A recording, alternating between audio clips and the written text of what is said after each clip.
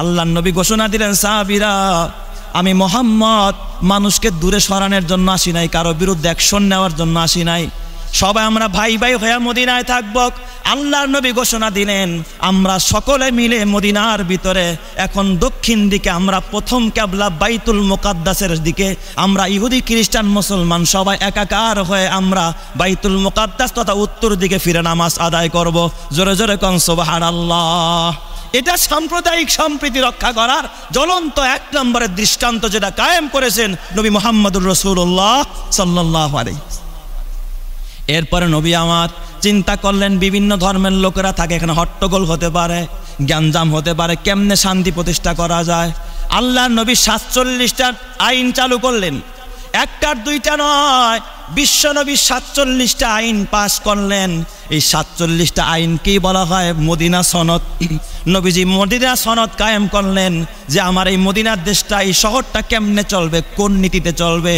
আমি 47টা নিয়ম আপনাদেরকে শোনাইতে পারবো না, কানুন শোনাইতে পারবো না, তবে 4 নম্বরের নিয়মটা শুধু পড়ে শোনাই।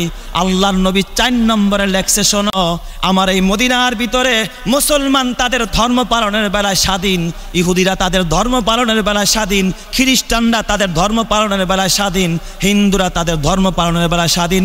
কেউ কারো উপরে জোর জবরদস্তি কোনো ধর্ম চাপায়া দেওয়া যাবে না। এটাই হলো আমি মুহাম্মদুর রাসূলুল্লাহর 1 নম্বরের নিয়ম। জোরে কোন সুবহানাল্লাহ। তাহলে নবীজিও কোনোদিন বিধর্মীদের উপরে কোনো কিছু জোর করে চাপায়া দেয় নাই। আমার নবী বিধর্মীদের উপরে কোনো জোর করে কিছু চাপায়া দেয় নাই। এটা ছিল বিশ্ব নবীজির 4 নম্বরের এই মদিনা সনদের 47টা নিয়ম রুল যে কায়েম করছেন, তার মধ্যে 4 নম্বরের রুল ছিল। আল্লাহর নবীর আর একটা রুল ছিল 7 নম্বর। গুগলে দেখবেন 7 নম্বর আর একটা আইন নবীজি পাশ করেছেন। শোনো, এই মদিনার মধ্যে আমি জানি না কে হিন্দু, কে মুসলিম, কে বৌদ্ধ, কে খ্রিস্টান। আমি সাদা চিনি না, কালো চিনি না, আরব চিনি না, আজম চিনি না, কুরাইশি চিনি না, আমি হাশেমি চিনি না, আব্দে মানাব চিনি না। আমি তোমাদের পরস্পরের মধ্যে ভাই ভাই হয়ে থাকবা, আর যে জালেম হবে জালেমের বিরুদ্ধে অ্যাকশন নিতে হবে। আর আমরা সদা সর্বদা আমরা মাজলুমের পক্ষ থাকব। যে মাজলুম হবে, নিপীড়িত হবে, সবাই মিলে আমরা মাজলুমের পক্ষ থাকব, জালেমের বিরুদ্ধে থাকব। যেই জমিনের মধ্যে মানুষগুলো জালেমের বিরুদ্ধে যায়, মাজলুমের পক্ষে থাকে, ওই জমিনের মধ্যে রহমত আর শান্তি দান করেন কে? আল্লাহ ওই জমিনে রহমত আর শান্তি দিয়া দিবে। আর এখন তো আমাদের স্বভাব, আমরা জালেমের পক্ষ নেই আর মাজলুমের বিপক্ষ নেই। কথা ঠিক না বা ঠিক? যেটা কর, ইমানদার কোনোদিন জালেমের পক্ষে থাকতে পারে না। জালেম যেই হোক না কেন, আমার বাবাও যদি হয়, আমার বাবাকেও ছাড় নাই। জালেম যেই হবে তার বিরুদ্ধেই মাজলুমের অবস্থান নিতে হবে। নবীজির থিওরি এটা যে আমরা জালেমের বিপক্ষে থাকবো, মাজলুমের পক্ষে থাকবো। যারা নিপীড়িত নিগৃহীত তাদের পক্ষে থাকবো, যারা অন্যায় করে, অবিচার করে, দুর্নীতি করে, আমরা তাদের বিরুদ্ধে থাকবো। এই জন্য আপনাদের কাছে আমার উদারত আহ্বান, আমরা সবাই জালেমের পক্ষে না মাজলুমের পক্ষে? আমরা মাজলুমের পক্ষে, আমরা জালেমের বিরুদ্ধে সব সময় থাকবো। আল্লাহ তৌফিক দান করুক, জোরে কান আমিন। শুধু তাই না, আল্লাহর নবী আরো কতটা সাম্প্রদায়িক সম্প্রীতি রক্ষা করেছেন খেয়াল করেন। আল্লাহর নবী 6ষ্ঠ হিজরিতে রহমতে আলম নবী স্বপ্নে দেখলেন তিনি হজ করতেছেন লক্ষ লক্ষ সাহাবায়ে কেরাম নিয়া। আল্লাহর নবী 1400 সাহাবায়ে কেরাম নিয়া। নবীজির স্বপ্ন ছিল কিন্তু ওহী। নবী বাস্তবে কিছু দেখলে এটাও যেমন বাস্তব, জিবরাইল আসে, স্বপ্নেও যদি কিছু দেখেন এটাও ছিল বাস্তবে ওহী। আল্লাহর নবী স্বপ্নে দেখলেন আল্লাহর নবী সাহাবায়ে কেরাম নিয়া বাইতুল্লাহ তওয়াফ করতেছেন। নবী কিন্তু মদিনায়। সকালবেলা 6ষ্ঠ হিজরিতে আল্লাহর নবী 1400 সাহাবায়ে কেরাম নিয়ে রওনা করলেন মক্কার অভিমুখে। হুদাইবিয়া নামক স্থানে যখন আল্লাহর নবী আসলেন, কাফেররা টের পেয়ে গেল যে মুহাম্মদ তার দলবল নিয়ে মক্কার অভিমুখে রওনা। কাফেররা মনে করছে মুহাম্মদ বুঝি যুদ্ধ করার জন্য আসছে, আমাদের বিরুদ্ধে কোনো অ্যাকশন নিবে। তখন সকল কাফেররা আমার নবী সহ 1400 সাহাবায়ে কেরামকে হুদাইবিয়া জায়গার মধ্যে অ্যাটাক করলো। চতুর্দিক দিয়া ঘেরাও করে আমার নবীকে ওই জায়গার মধ্যে বন্দি করে ফেললো। সকল কাফেররা যখন বন্দি করেছে, মুশরিকেরা আল্লাহর নবী রহমতে আলম নবী তিনি জানায় দিলেন, ও মক্কাবাসীরা, আমরা যুদ্ধ করতে আসি নাই, আমরা হজ করতে আসছি, বাইতুল্লাহ তওয়াফ করতে আসছি। আমরা সম্মানের সাথে বাইতুল্লাহ তওয়াফ করে আবার সম্মানের সাথে নিরাপদে আমরা চলে যাব। আমরা দাঙ্গা করতে আসি নাই, যুদ্ধ করতে আসি নাই, আমাদের রাস্তা উন্মুক্ত করে দাও, আমরা শুধুমাত্র বাইতুল্লাহটা তওয়াফ করবো। জোরে কোন সুবহানাল্লাহ। ومولانا محمدا عبده ورسوله أما بعد فأعوذ بالله من الشيطان الرجيم بسم الله الرحمن الرحيم يا أيها الناس إنا خلقناكم من ذكر وأنثى وجعلناكم شعوبا وقبائل لتعارفوا إن أكرمكم عند الله أتقاكم آمنت بالله صدق الله مولانا العظيم وقال النبي صلى الله عليه وسلم الناس سواسية كأسنان المشط وصدق رسوله النبي الكريم ونحن على ذلك لمن الشاهدين والشاكرين والحمد لله رب العالمين মহান আল্লাহ জাল্লা শানহুর দরবারে অসংখ্য গণিত শুকরিয়া যে আল্লাহ সুবহানাহু ওয়া তাআলা আমাদেরকে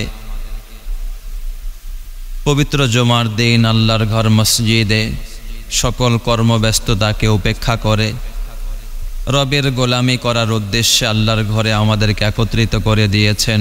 তাই মহান রবের দরবারে ভক্তি ভরে সমস্বরে মোহাব্বতের সুরে জবান ছেড়ে কালিমাতুশ শুকর আদায় করে বলি আলহামদুলিল্লাহ।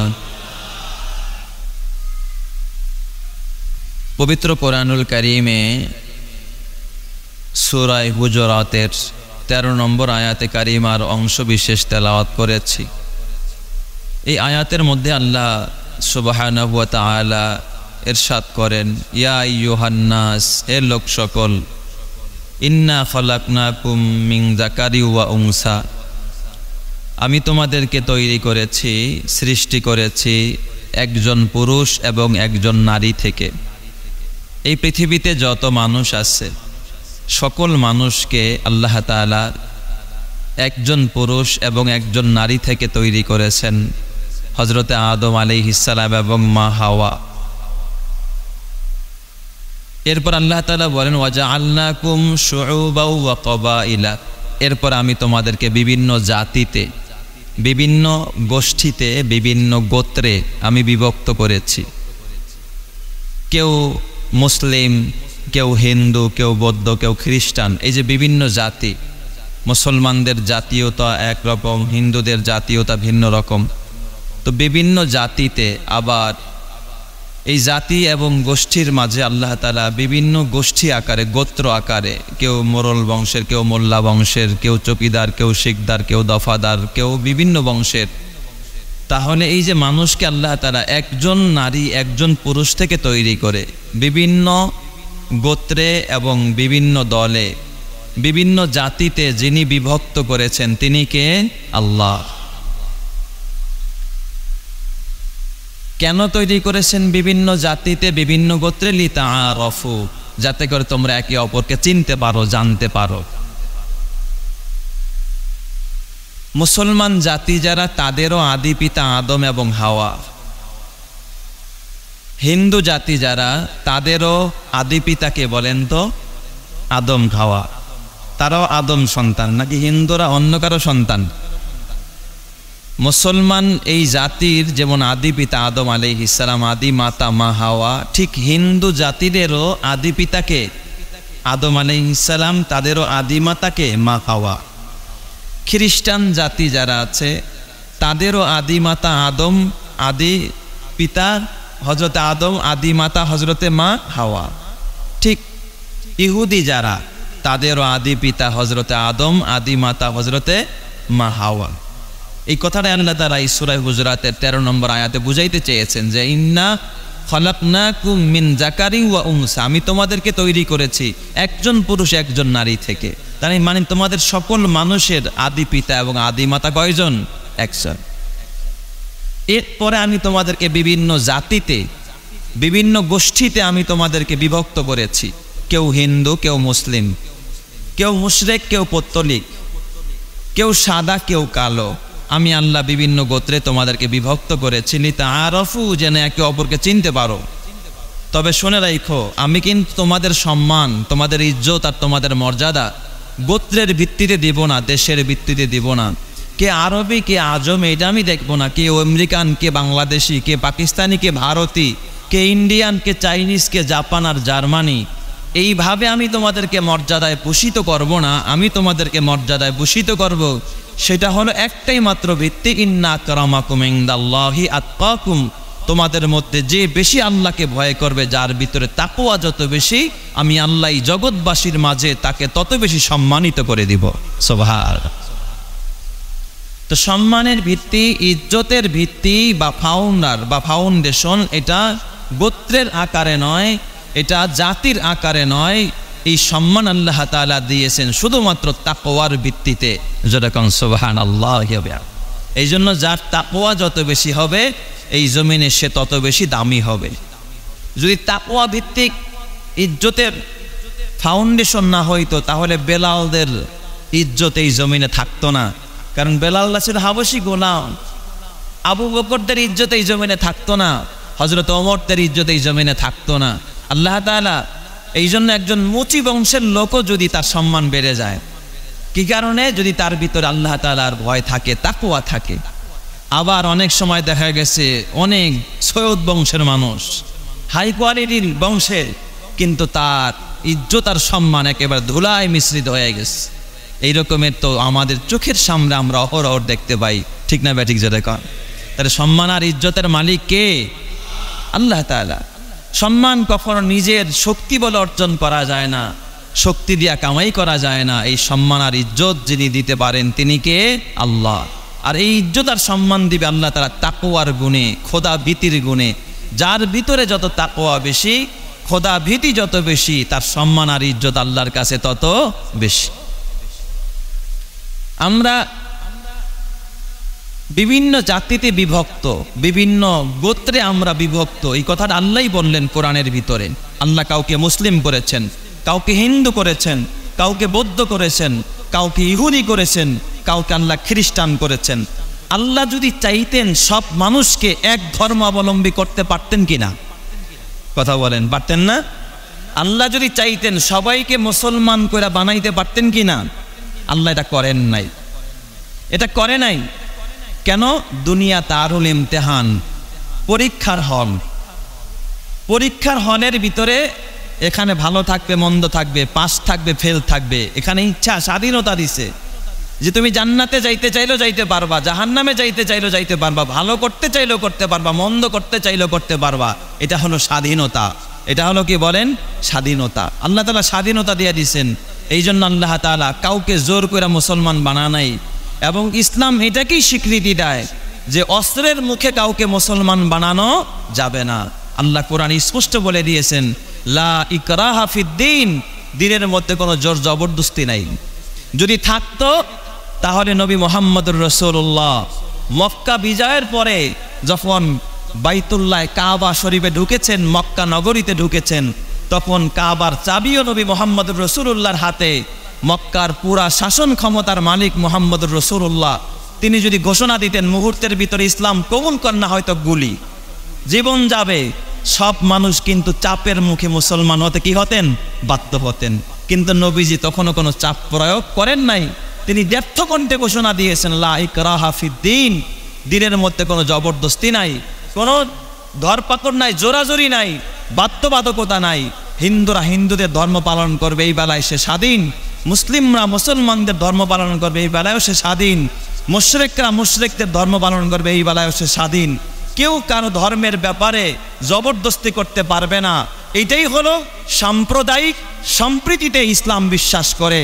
আর এই জমিনের ভিতরে সবচেয়ে সাম্প্রদায়িক সম্প্রীতির ফাউন্ডার হলো ইসলাম এবং মুসলমান। আর এর ভিত্তিপ্রস্তর স্থাপন করেছিলেন নবী মুহাম্মদুর রাসূলুল্লাহ সাল্লাল্লাহু আলাইহি ওয়াসাল্লাম। আজকে পৃথিবীর কোনো জাতি, কোনো গোষ্ঠী, কোনো দেশ সাম্প্রদায়িক সম্প্রীতিতে এতটা নজির স্থাপন করতে পারেন নাই যেটা স্থাপন করেছে ইসলাম ও মুসলমান। তবে এখানে আমাদের একটু বোঝা দরকার, সাম্প্রদায়িক সম্প্রীতি বলতে আমরা কি বুঝি। সাম্প্রদায়িক সম্প্রীতি বলতে বোঝায় যে একটা সমাজের মধ্যে মুসলমান বসবাস করবে, হিন্দু বসবাস করবে, ইহুদি বসবাস করবে, খ্রিস্টান বসবাস করবে, মুশরিক বসবাস করবে। মুসলিম যখন মসজিদে গিয়ে নামাজ পড়তে চাবে তাকে এখানে কোনো বাধা প্রয়োগ করা যাবে না যে না তুমি নামাজ পড়তে পারবে না। মুসলিম যখন কোনো কথা বলতে চাবে তাকেও বাধা দেওয়া যাবে না যে না তুমি এই কথা বলতে পারবা না। ঠিক হিন্দুরা যখন তাদের উপাসনালয়ে মন্দিরে গিয়া যখন উপাসনা করতে চাবে কোনো মুসলিম তাকে বাধা দিতে পারবে না। ইহুদিরা যখন তাদের গির্জার ভিতরে গিয়া তাদের উপাসনালয়ে গিয়া কোনো অর্চনা করতে চাবে, ইবাদত করতে চাবে, তাদের বন্দেগী তাদের ভাষায় যা করতে চায় এখানে অন্য কেউ বাধা দিতে পারবে না। মুশরিকরা তাদের ধর্ম পালন করবে, এখানে অমুসলিম মুসলমানরা বাধা দিতে পারবে না। এটার নামই হলো সাম্প্রদায়িক সম্প্রীতি, যে প্রত্যেকেই প্রত্যেকের ধর্ম পালনের বেলায় স্বাধীন। তাহলে সাম্প্রদায়িক সম্প্রীতির ব্যাখ্যাটা হলো কি, যে মুসলমানরা মুসলমানদের ধর্ম পালনের বেলায় স্বাধীন, হিন্দুরা হিন্দুদের ধর্ম পালনের বেলায় স্বাধীন, খ্রিস্টানরা খ্রিস্টানদের ধর্ম পালনের বেলায় স্বাধীন, মুশরিকরা মুশরিকদের ধর্ম পালনের বেলায় স্বাধীন। এটার নামেই সাম্প্রদায়িক সম্প্রীতি। কেউ যদি এটার অপব্যাখ্যা করতে চায়, যেমন আমাদের দেশে অনেকেই অপব্যাখ্যা করতে চায়, বুঝাইতে যায় যে সাম্প্রদায়িক সম্প্রীতি মানে মুসলমানরা হিন্দুদের পূজায় যাবে, হিন্দুরা মুসলমানদের উপাসনায় আসবে। এটার নাম সাম্প্রদায়িক সম্প্রীতি না, এটার নাম হলো ধর্মনিরপেক্ষতা, যেটাকে অসাম্প্রদায়িক বলা হয়। মুসলমান কোনোদিন হিন্দুদের পূজায় যাইতে পারে না, ঠিক হিন্দুরা কোনোদিন মুসলমানদের মসজিদে আসে না। মুসলিমও কোনোদিন হিন্দুদের পূজায় গিয়া মিষ্টি খাবে না, তাদের সাথে পূজায় অংশগ্রহণ করবে না। আর অমুসলিমরাও কোনো হিন্দু কোনোদিন আমাদের কোরবানির গোশত আইসা আমাদের সাথে খাবে না। যদি কোনো হিন্দু আইসা আমাদের সাথে কোরবানির গোশতে শরিক হয়, মুসলমান যদি তাদের হিন্দু অর্চনায় গিয়া তাদের মিষ্টি আর নাড়ু চিরা খায়, এটাকে সাম্প্রদায়িক সম্প্রীতি বলে না, এটাকে বলে অসাম্প্রদায়িকতা, এবং এটাকে বলে ধর্ম নিরপেক্ষতা, যেটা সেকুলারিজম। আমাদের দেশের নাস্তিক আর মুরতাদরা ধর্মের নামে বিধর্ম এবং অধর্মকে দেশে চালু করতে চায়। এটা হলো একমাত্র নাস্তিকতা। নাস্তিকতা ছাড়া কিছুই হতে পারে না, কারণ যারা মুসলমান তারা হিন্দুদের পূজায় গিয়া কোনোদিন মিষ্টি মুখ করতে পারে না। এটা যারা করবে বুঝতে হবে ওদের কোনোই ধর্ম নাই, ইহকালও নাই, পরকালও নাই। এরা নাস্তিক আর মুরতাদ ছাড়া কেউ না। ঠিক না বা ঠিক জোরে কর? এই জন্য আমাদের সাম্প্রদায়িক সম্প্রীতি এর অর্থই হলো যে মুসলমানরা মুসলমানদের ধর্ম পালনে স্বাধীন, হিন্দুরা হিন্দুদের ধর্ম পালনে স্বাধীন, খ্রিস্টানরা খ্রিস্টানদের ধর্ম পালনে স্বাধীন, কেউ কাউরে বাধা দিবে না। বুঝে আসছে তো? এটাই হলো সাম্প্রদায়িক সম্প্রীতির একটা ব্যাখ্যা। কিন্তু কিছু চক্রান্তকারী মহল আছে, কুচক্রী মহল আছে, তারা দেখবেন আমাদের দেশ সহ গোটা পৃথিবীর ভিতরে তারা সাম্প্রদায়িক দাঙ্গাকে উস্কে দেওয়ার জন্য, সাম্প্রদায়িক দাঙ্গাকে সমাজের ভিতরে বিভিন্ন দেশের ভিতরে ছড়িয়ে দেওয়ার জন্য, আমাদের দেশে অস্থিতিশীলতা কায়েম করার জন্য, অস্থিরতা কায়েম করার জন্য সাম্প্রদায়িক দাঙ্গাকে তারা উস্কে দিতেছে। এটা বিভিন্ন জায়গায় বিভিন্ন মহলে বিভিন্ন ষড়যন্ত্র আর চক্রান্ত বিভিন্ন জায়গায় শুরু হয়েছে। কথা ঠিক না বা ঠিক জোরে কন? আপনাদের কাছে আমি দ্ব্যর্থকণ্ঠে বলতে চাই, আমার জন্ম থেকে নিয়ে অতীত এবং বর্তমান আমি কখনো দেখি নাই কোনো দাড়ি টুপিওয়ালা কোনো মুসলমান কোনোদিন কোনো হিন্দু মন্দিরে গিয়া পূজা অবস্থায় আক্রমণ চালাইছে। আপনাদের কি কোনো ইতিহাস জানা আছে? কেউ বাধাও কোনোদিন দেয় নাই। কোনোদিন কোনো, আপনারা জানেন বাংলাদেশের ইতিহাসে কোনো মন্দির দখল করে মন্দির ভেঙে কোনো মুসলমান মসজিদ বানাইছে ইতিহাস আছে? কোনো মন্দির ভেঙে মসজিদ বাংলাদেশে বানানো হয় নাই। এটাই তো সাম্প্রদায়িক সম্প্রীতি। অথচ সংখ্যাগরিষ্ঠ মুসলমান, এখানে অমুসলিমরা সংখ্যালঘিষ্ঠ, তারপরেও তাদেরকে কোনো নির্যাতন করা হয় না, জুলুম করা হয় না। এরপরেও মুসলমানদের উপর একটা তকমা লাগানো হয় যে মুসলমান নাকি অসাম্প্রদায়িক, এরা সাম্প্রদায়িক সম্প্রীতিকে নষ্ট করে। অথচ আপনারা একটা প্রমাণ দেখান যে মন্দির ভেঙে মুসলমান মসজিদ বানাইছে, অথবা পূজা মণ্ডপে পূজা করতে দেয় নাই, বাধা দিছে, অথবা খ্রিস্টানকে তাদের গির্জায় গিয়া পূজা করতে বাধা দিছে। একটা প্রমাণও দেখাইতে পারবেন না। অথচ বাংলাদেশের ইতিহাস নয়, গোটা পৃথিবীর ইতিহাস আপনি খুঁজে দেখুন। এই আমাদের পার্শ্ববর্তী দেশ ভারতের ভিতরে একদিন আর 2 দিনের ইতিহাস নয়, প্রায় 500 বছরের ইতিহাস। সেই গুজরাটের কসাই মুদি যে অযোধ্যার ভিতরে বাবরি মসজিদ, মুসলমানদের 500 বছরের ইতিহাস। সেই বাবরি মসজিদকে তারা সরকারিভাবে এই কসাই মুদির নির্দেশে বাবরি মসজিদকে শহীদ করে ওই জায়গার ভিতরে মন্দির বানায়া তারা পূজা অর্চনা করেছে। মুসলমান বাধা দিয়েছে, 1 আর 2 জন নয়, প্রায় 2000 মুসলমানকে গুলি করে কসাই মুদির নেতৃত্বে শহীদ করা হয়েছে। তারা যদি সাম্প্রদায়িক দাঙ্গাকারী না হয়, অথচ মুসলমানদের উপরে সাম্প্রদায়িক দাঙ্গার অপপ্রচার চালাচ্ছে। আমি মনে করি এই জমির ভিতরে অসাম্প্রদায়িক এবং সন্ত্রাসী কসাই মুদি ছাড়া, গুজরাটের মুদি ছাড়া কেউ হতে পারে না। ঠিক না ঠিক জোরে কান্না শুনবা। অথচ মুসলমানদের উপরে বিভিন্ন অপবাদ দেওয়া হয়। আপনারা জানেন, শুধু তাই না, গতকালকেও আনন্দবাজার পত্রিকায় দেখলাম এই ভারতের ভিতরে এক বোন, সে হসপিটাল থেকে বাসায় ফিরতেছিল, একজন নার্সকে তারা ধর্ষণ করে। 1 আর 2 জন নয়, একের পর এক ধর্ষণ করে, প্রায় 22-23 জন মানুষ ধর্ষণ করে তাকে জায়গার ভিতরে শহীদ করে দিয়েছে। একজন মুসলিম বোনকে ভারতের প্রতিটা খণ্ডে খণ্ডে ইঞ্চিতে ইঞ্চিতে আমার মায়েরা ধর্ষিত হয়। মুসলমান নামাজ পড়তে পারে না, সেজদারত অবস্থায় পুলিশ যাচ্ছে, এখানে ভারতের পুলিশেরা জুতা দিয়ে তাদেরকে লাথি মেরে নামাজ থেকে ভাগায়া দেয়। কোনো মুসলমান তো কোনো হিন্দুকে পূজা অর্চনা থেকে বাধা দিল না, কেউ বাধা দিল না। অথচ তাদেরকে অসাম্প্রদায়িক বলে না, আমাদেরকে অসাম্প্রদায়িক বলে। যারা এই কথাগুলো বলে, বুঝতে হবে তারা ভারতের এবং হিন্দুদের 5 গোলাম। ঠিক না ঠিক জনকা? এই জন্য মুসলমান, ইসলাম ও মুসলমান কোনোদিন অসাম্প্রদায়িকতা এবং সাম্প্রদায়িক দাঙ্গা চায় না। আপনারা দেখেছেন বর্তমানে আমাদের বাংলাদেশে এই এক পরিস্থিতিতে বিভিন্ন মন্দিরে নাকি শুনেছি হামলা হয়েছে। উত্তরবঙ্গে একটা হামলার খবর আমি শুনেছি। সেখানে রাতের বেলায় ওই মন্দিরে হামলা করতে গিয়েছিল কিছু হিন্দু সন্ত্রাসীরা, এবং মুসলমানদের হাতেও তারা গ্রেপ্তার হয়েছে। যারা এই মন্দির ভাঙতে গিয়েছিল মুসলমান না হিন্দু? এই হিন্দুরা। তার মানে তারাই এখানে গিয়ে হামলা চালায়া দেশটাকে অস্থির করতে চায়, দেশে অস্থিতিশীলতা কায়েম করতে চায়। তার মানে বোঝা গেল কোনো মুসলমান মন্দির ভাঙতে যায় না, কোনো মুসলমান মূর্তিও ভাঙতে যায় না। আপনাদের কাছে আমি দ্ব্যর্থকণ্ঠে বলতে চাই মুসলমান, অথচ আপনি খুঁজে দেখেন মিডিয়া প্রশংসায় পঞ্চমুখ আমাদের কওমি মাদ্রাসার সন্তানেরা বিভিন্ন মন্দিরের সামনে দাঁড়ায়া দাঁড়ায়া রাতের বেলায় হাজারো মন্দির পাহারা দিয়েছে, যেন কোনো দুর্বৃত্তরা কোনো মন্দিরের গায়ে, মূর্তির গায়ে আঘাত করতে না পারে। ঠিক না ঠিক জোরে কার? ইসলামী আন্দোলন, বাংলাদেশ ইসলামী আন্দোলনের হাজারো কর্মী বিভিন্ন মন্দিরের সামনে দাঁড়ায়া দাঁড়ায়া তারা পাহারা দিয়েছে, মুসলমানেরা পাহারা দিয়েছে, মুসল্লিরা পাহারা দিয়েছে। অথচ আমাদেরকে বলে অসাম্প্রদায়িক। আর যেই গুজরাটের কসাই, যেই ভারতের ভিতরে অহর্নিশি মুসলমান নির্যাতিত হয়, বাংলার ইতিহাস পড়লাম আমি, তাদের একটা লিস্ট দেখলাম যে প্রতিদিন অন্তত এক জায়গায় পুরা ভারতের মধ্যে একটা না একটা সাম্প্রদায়িক দাঙ্গা ডেলি লেগে থাকে, সারা বছর লেগে থাকে। হাজার হাজার মানুষ এই দাঙ্গায় মারা যায়, মুসলমান মারা যায়, কুরবানিকে কেন্দ্র করে মারা যায়। মুসলমান নামাজ পড়তে পারে না ঠিক মতো, আজান দিতে পারে না, অথচ তাদের কোনো পূজায় মুসলমান বাধা দেয় না। আমাদেরকে বলে অসাম্প্রদায়িক, আর তারা নাকি সাম্প্রদায়িক। তার মানে চোরের মার বড় গলা। ঠিক না বা ঠিক জায়গা? এই জন্য মুসলমান আমাদের সাবধান হতে হবে, সতর্ক হতে হবে। আমাদের দেশ নিয়ে, মুসলমান নিয়ে, আমাদের ঈমান নিয়ে, মুসলমানদের এই সেন্টিমেন্টকে কাজে লাগিয়ে যদি কোনো কুচক্রী মহল কোনো রকমের গোলযোগ তৈরি করতে চায়, আমরা তাদের দাঁত ভাঙা জবাব দিব। রাজি আছি তো ইনশাআল্লাহ? এই পৃথিবীর জমিনের ভিতরে সবচাইতে সাম্প্রদায়িক সম্প্রীতির যিনি ফাউন্ডার ছিলেন, তার নাম নবী মুহাম্মদুর রাসূলুল্লাহ সাল্লাল্লাহু আলাইহি ওয়াসাল্লাম। আপনাদের কি বিশ্বাস হয় না? নবী মুহাম্মদুর রাসূলুল্লাহ মক্কা ছেড়ে যখন হিজরত করে তিনি মদিনার মধ্যে গেলেন, আমার নবী মদিনায় যাওয়ার পর বিশ্ব নবী সেখানে গিয়ে দেখলেন মদিনার ভিতরে বিভিন্ন ধর্মের লোকেরা বসবাস করে।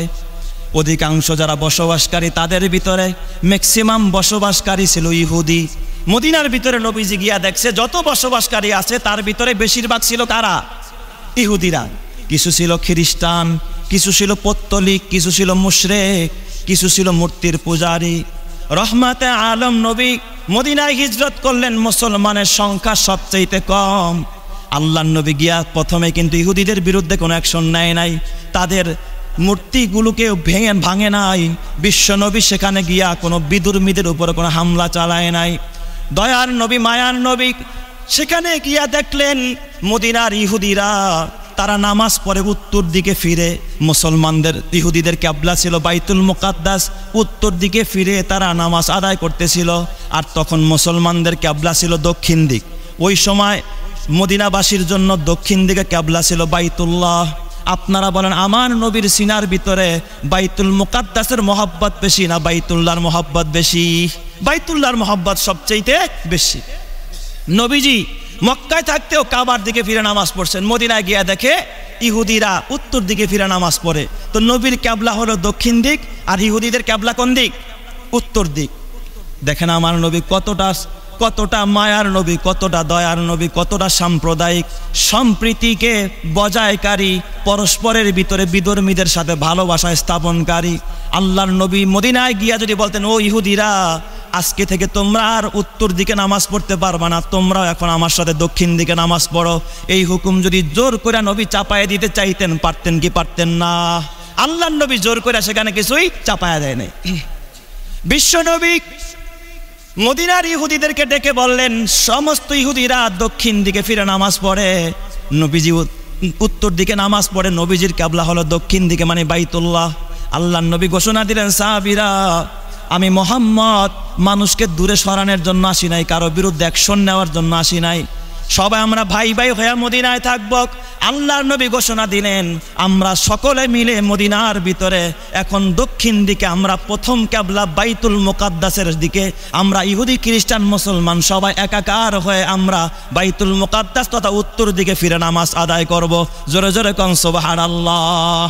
এটা সাম্প্রদায়িক সম্প্রীতি রক্ষা করার জ্বলন্ত এক নম্বরের দৃষ্টান্ত, যেটা কায়েম করেছেন নবী মুহাম্মদুর রাসূলুল্লাহ সাল্লাল্লাহু আলাইহি। এরপরে নবী আমার চিন্তা করলেন, বিভিন্ন ধর্মের লোকেরা থাকে, এখানে হট্টগোল হতে পারে, গ্যাঞ্জাম হতে পারে, কেমনে শান্তি প্রতিষ্ঠা করা যায়। আল্লাহর নবী 47টা আইন চালু করলেন, একটার দুইটা নয়, বিশ্বনবী 47টা আইন পাশ করলেন। এই 47টা আইনকেই বলা হয় মদিনা সনদ। নবীজি মদিনা সনদ কায়েম করলেন যে আমার এই মদিনার দেশটা, এই শহরটা কেমনে চলবে, কোন নীতিতে চলবে। আমি 47টা নিয়ম আপনাদেরকে শোনাইতে পারবো না, কানুন শোনাইতে পারবো না, তবে 4 নম্বরের নিয়মটা শুধু পড়ে শোনাই। আল্লাহর নবী 4 নম্বরে লেখছে, শোনো, আমার এই মদিনার ভিতরে মুসলমান তাদের ধর্ম পালনের বেলায় স্বাধীন, ইহুদিরা তাদের ধর্ম পালনের বেলায় স্বাধীন, খ্রিস্টানরা তাদের ধর্ম পালনের বেলায় স্বাধীন, হিন্দুরা তাদের ধর্ম পালনের বেলায় স্বাধীন। কেউ কারো উপরে জোর জবরদস্তি কোনো ধর্ম চাপায়া দেওয়া যাবে না। এটাই হলো আমি মুহাম্মদুর রাসূলুল্লাহর 1 নম্বরের নিয়ম। জোরে কোন সুবহানাল্লাহ। তাহলে নবীজিও কোনোদিন বিধর্মীদের উপরে কোনো কিছু জোর করে চাপায়া দেয় নাই। আমার নবী বিধর্মীদের উপরে কোনো জোর করে কিছু চাপায়া দেয় নাই। এটা ছিল বিশ্ব নবীজির 4 নম্বরের এই মদিনা সনদের 47টা নিয়ম রুল যে কায়েম করছেন, তার মধ্যে 4 নম্বরের রুল ছিল। আল্লাহর নবীর আর একটা রুল ছিল 7 নম্বর। গুগলে দেখবেন 7 নম্বর আর একটা আইন নবীজি পাশ করেছেন। শোনো, এই মদিনার মধ্যে আমি জানি না কে হিন্দু, কে মুসলিম, কে বৌদ্ধ, কে খ্রিস্টান, আমি সাদা চিনি না, কালো চিনি না, আরব চিনি না, আজম চিনি না, কুরাইশি চিনি না, আমি হাশেমি চিনি না, আব্দে মানাব চিনি না, আমি তোমাদের পরস্পরের মধ্যে ভাই ভাই হয়ে থাকবা। আর যে জালেম হবে, জালেমের বিরুদ্ধে অ্যাকশন নিতে হবে। আর আমরা সদা সর্বদা আমরা মাজলুমের পক্ষ থাকব। যে মাজলুম হবে, নিপীড়িত হবে, সবাই মিলে আমরা মাজলুমের পক্ষ থাকব, জালেমের বিরুদ্ধে থাকব। যেই জমিনের মধ্যে মানুষগুলো জালেমের বিরুদ্ধে যায়, মাজলুমের পক্ষে থাকে, ওই জমিনের মধ্যে রহমত আর শান্তি দান করেন কে? আল্লাহ ওই জমিনে রহমত আর শান্তি দিয়া দিবে। আর এখন তো আমাদের স্বভাব, আমরা জালেমের পক্ষ নেই আর মাজলুমের বিপক্ষ নেই। কথা ঠিক না? ঠিক যেটা কর। ইমানদার কোনোদিন জালেমের পক্ষে থাকতে পারে না। জালেম যেই হোক না কেন, আমার বাবাও যদি হয়, আমার বাবাকেও ছাড় নাই। জালেম যেই হবে, তার বিরুদ্ধেই মাজলুমের অবস্থান নিতে হবে। নবীজির থিওরি এটা যে আমরা জালেমের বিপক্ষে থাকবো, মাজলুমের পক্ষে থাকবো। যারা নিপীড়িত, নিগৃহীত, তাদের পক্ষে থাকবো। যারা অন্যায় করে, অবিচার করে, দুর্নীতি করে, আমরা তাদের বিরুদ্ধে থাকবো। এই জন্য আপনাদের কাছে আমার উদারত আহ্বান, আমরা সবাই জালেমের পক্ষে না মাজলুমের পক্ষে? আমরা মাজলুমের পক্ষে, আমরা জালেমের বিরুদ্ধে সব সময় থাকবো। আল্লাহ তৌফিক দান করুক, জোরে কান আমিন। শুধু তাই না, আল্লাহর নবী আরো কতটা সাম্প্রদায়িক সম্প্রীতি রক্ষা করেছেন খেয়াল করেন। আল্লাহর নবী 6ষ্ঠ হিজরিতে রহমতে আলম নবী স্বপ্নে দেখলেন তিনি হজ করতেছেন লক্ষ লক্ষ সাহাবায়ে কেরাম নিয়া, আল্লাহর নবী 1400 সাহাবায়ে কেরাম নিয়া। নবীজির স্বপ্ন ছিল কিন্তু ওহী। নবী বাস্তবে কিছু দেখলে এটাও যেমন বাস্তব, জিবরাইল আসে, স্বপ্নেও যদি কিছু দেখেন এটাও ছিল বাস্তবে ওহী। আল্লাহর নবী স্বপ্নে দেখলেন আল্লাহর নবী সাহাবায়ে কেরাম নিয়া বাইতুল্লাহ তওয়াফ করতেছেন, নবী কিন্তু মদিনায়। সকালবেলা 6ষ্ঠ হিজরিতে আল্লাহর নবী 1400 সাহাবায়ে কেরাম নিয়ে রওনা করলেন মক্কার অভিমুখে। হুদাইবিয়া নামক স্থানে যখন আল্লাহর নবী আসলেন, কাফেররা টের পেয়ে গেল যে মুহাম্মদ তার দলবল নিয়ে মক্কার অভিমুখে রওনা। কাফেররা মনে করছে মুহাম্মদ বুঝি যুদ্ধ করার জন্য আসছে, আমাদের বিরুদ্ধে কোনো অ্যাকশন নিবে। তখন সকল কাফেররা আমার নবী সহ 1400 সাহাবায়ে কেরামকে হুদাইবিয়া জায়গার মধ্যে অ্যাটাক করলো, চতুর্দিক দিয়া ঘেরাও করে আমার নবীকে ওই জায়গার মধ্যে বন্দি করে ফেললো। সকল কাফেররা যখন বন্দি করেছে, মুশরিকেরা আল্লাহর নবী রহমতে আলম নবী তিনি জানায় দিলেন, ও মক্কাবাসীরা, আমরা যুদ্ধ করতে আসি নাই, আমরা হজ করতে আসছি, বাইতুল্লাহ তওয়াফ করতে আসছি। আমরা সম্মানের সাথে বাইতুল্লাহ তওয়াফ করে আবার সম্মানের সাথে নিরাপদে আমরা চলে যাব। আমরা দাঙ্গা করতে আসি নাই, যুদ্ধ করতে আসি নাই, আমাদের রাস্তা উন্মুক্ত করে দাও, আমরা শুধুমাত্র বাইতুল্লাহটা তওয়াফ করবো। জোরে কোন সুবহানাল্লাহ। কিন্তু কাফেরেরা নবীজির এই প্রস্তাবকে তারা মানল না। তারা বলতে লাগলো, না, মুহাম্মদ যদি একবার ঢুকতে পারে, কারণ মানুষ বসতে পারলে দেখবেন শুইতে চায়, আর শুইতে পারলে দেখবেন খাইতেও চায়। ভাবছে মুহাম্মদ বুঝি বিশ্বাসঘাতকতা করবে, আবার মক্কা দখল করে নেয় কিনা। এদিক দিয়া বলল, না মুহাম্মদ তুমি এখান থেকে চলে যাও, আর না হয়তো আমরা তোমার বিরুদ্ধে যুদ্ধ ঘোষণা করব। আল্লাহর নবী কয়, আমরা রক্তপাত চাই না, আমরা যুদ্ধ চাই না, তবে একটা কাজ করো, আমরা পরস্পরের মধ্যে আমরা সন্ধি করব, আমরা সমঝোতা চাই, পরস্পরের মধ্যে সমঝোতা করে আমরা এই দেশের মধ্যে শান্তি কায়েম করতে চাই। তার মানে নবীজির এই নির্দেশনা থেকে বোঝা যায়, জমিনে যদি শান্তি চাও, প্রতিশোধের আগুন যদি অন্তরে থাকে, জমিনে শান্তি আসবে না। শান্তি চাইলে সমঝোতার কোনো বিকল্প নাই, কথা ঠিক কিনা? এই জন্য সমঝোতা করতে হবে। সমঝোতা করে অন্যায়কারী যারা, তাদের বিরুদ্ধে অবস্থান নাও। প্রত্যেক অন্যায়কারীর শাস্তিটুকু, ন্যায্য শাস্তিটুকু তাকে দিয়ে দাও, কিন্তু কারো উপরে জুলুম করা যাবে না।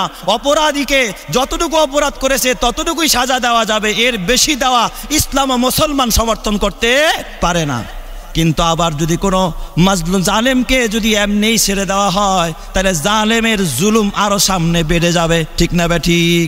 তার ন্যায্য পাওনাটুকু তারে দিয়ে দাও, কিন্তু পাওনার বেশি অতিরিক্ত দেওয়া এটাও কিন্তু অন্যায় হবে। আল্লাহর নবী, বিশ্ব নবী, রহমতে আলম নবী সাহাবায়ে কেরামকে বললেন, সাহাবীরা কি করার? সাহাবায়ে কেরাম বলেন, ইয়া রাসূলুল্লাহ, ইয়া হাবিবাল্লাহ, তাহলে শান্তি চুক্তি করা হোক, সমঝোতা করা হোক। কাফেরেরা তখন শান্তি চুক্তি করলো। ওরা বিভিন্ন নিয়ম নীতি লেখলো, যতটা নিয়ম নীতি লেখলো সব মুসলমানের বিরুদ্ধে, আল্লাহর নবীর বিরুদ্ধে।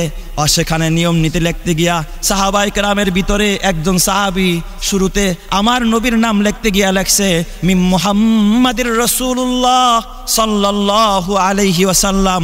তার মানে এই শান্তি চুক্তির একজনের পক্ষ থেকে মুহাম্মদুর রাসূলুল্লাহ এই নামটা লেখছে। কাফেরদের ভিতরে একজন যিনি শান্তি চুক্তির মধ্যস্থতা করতেছিল, সেই কাফের ডাক দিয়া কয়, এ মক্কার মদিনার মুসলমানেরা, তোমাদের নামে মুহাম্মদের নামের শেষে রাসূলুল্লাহ লেখছো, আমরা তো মুহাম্মদকে মানি, কিন্তু সে যে আল্লাহর রাসূল এই কথাটা আমরা মানি না।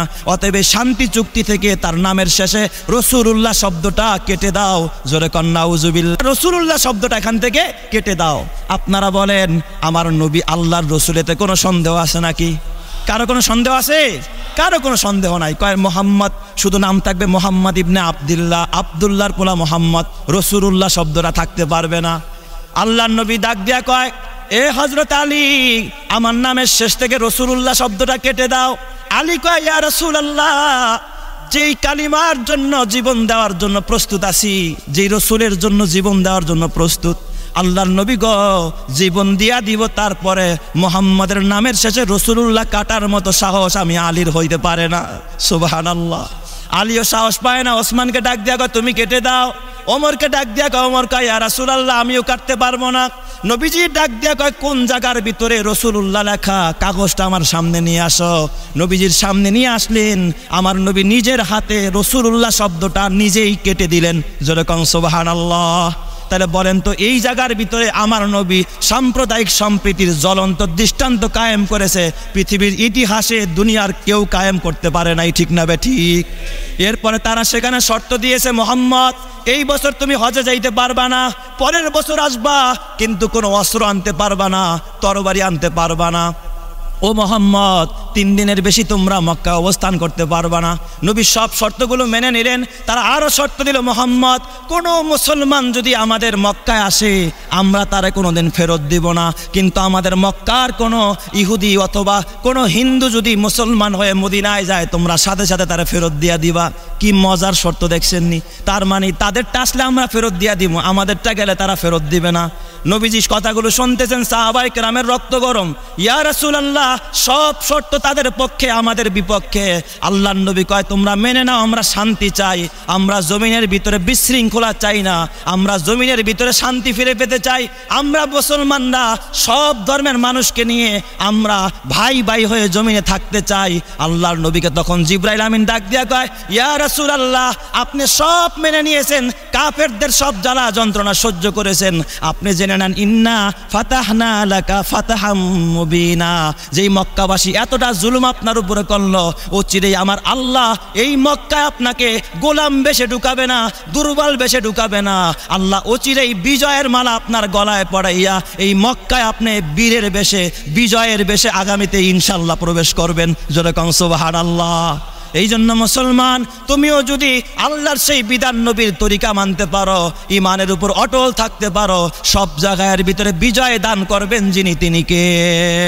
আল্লাহ তাআলা আমাদের সকলকে সেই সম্প্রীতি বজায় রেখে ভাই ভাই হয়ে আমরা যেন কাঁধে কাঁধ মিলে আমাদের দেশ ও সমাজ আমরা সকলে ভাই ভাই হয়ে থাকতে পারি। আল্লাহর নবী এক হাদিসে বলেন, আন-নাসু সাওয়াসিয়াতুন কাসনানিল মুশতি, মানুষ হলো চিরুনির দানার মতো। চিরুনির দানাগুলো দেখবেন সব সমান, চিরুনির মাথাগুলো সব কি থাকে? সমান থাকে। আন-নাসু সাওয়াসিয়াতুন কাসনানিল মুশতি, মানুষ হলো সব এরকম চিরুনির দানার মতো সমান, কারো মধ্যে কোনো ভেদাভেদ নাই। ধনী গরিব, রাজা বাদশাহ, আরব আর আজম, কারো মধ্যে কোনো পার্থক্য নাই। তবে পার্থক্য এক জায়গায়, ইন্না আকরামাকুম ইনদাল্লাহি আত্তাকুম, যে সবচেয়ে বেশি মুত্তাকি, আল্লাহকে যে বেশি ভয় করবে সে আল্লাহর কাছে দামি হয়ে যাবে। আল্লাহ তাআলা আমাদের সকলকে মুত্তাকি হওয়ার তৌফিক দান করুক। সবাই বলি আমিন।